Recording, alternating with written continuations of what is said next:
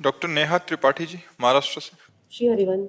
राधे राधे महाराज जी। महाराज जी, पिछले 4 वर्षों से आपके बताए मार्ग पर चलने का प्रयास कर रही हूँ, परंतु एक प्रश्न बार बार मेरे मन में आता है कि शरीर के बहुत से ऐसे रिश्ते होते हैं, जैसे चाचा, मामा, भाई, नंद, उनके बच्चे इत्यादि, जो लोगों जो घर में आना जाना होता है त्योहारों पे, तो पैसे या भेंट आदि का आदान प्रदान होता है। तो महाराज जी, ये अगले जन्म में लेन देन फिर से बन रहा है महाराज जी?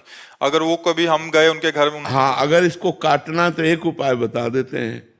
मान लो जीजा हैं, उनमें भगवान को देखा, उनके पैर छुए, उनको जो दान पुण्य किया, तो हम अपने भगवान को कर रहे हैं। अपने रिश्ते नातेदारों का जो हम आदर करें, इससे बड़ा आदर क्या होगा कि हम आपको साक्षात भगवान मान रहे हैं। भगवान मानकर आदर करे तो वो पुण्य नहीं होगा, वो भगवत सेवा बन जाएगी, और भगवत सेवा का फल भगवत प्राप्ति होती है। तो हम किसी भी रिश्ते नातेदार, किसी भी आए हुए अतिथि या घर के सदस्यों में यदि हम भगवत भाव कर पावे तो कर्म बंधन से हम कट जाएं। इसीलिए हमें सब में भगवत भाव करना चाहिए। भगवत भाव से हमें भगवान की ही प्राप्ति होगी, ना कि कर्म के अनुसार पुण्य बंधन बंधेगा। पुण्य बंधन नहीं बंधेगा, भगवान की प्राप्ति होगी।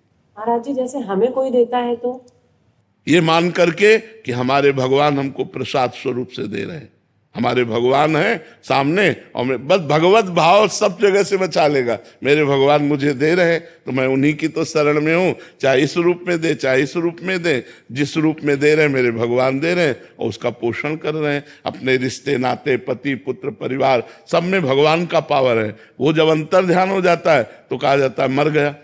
मरता कोई नहीं है, केवल भगवान अंदर से अंतर ध्यान हो जाते हैं। वही तो भगवान आप में भी है, वही है। देखो, आपसे पूछा जाए आप कौन हैं, तो आप इस शरीर का परिचय देंगी, तो आप शरीर है नहीं, शरीर आप है नहीं, शरीर तो आपकी पोशाक है। आप कौन हैं?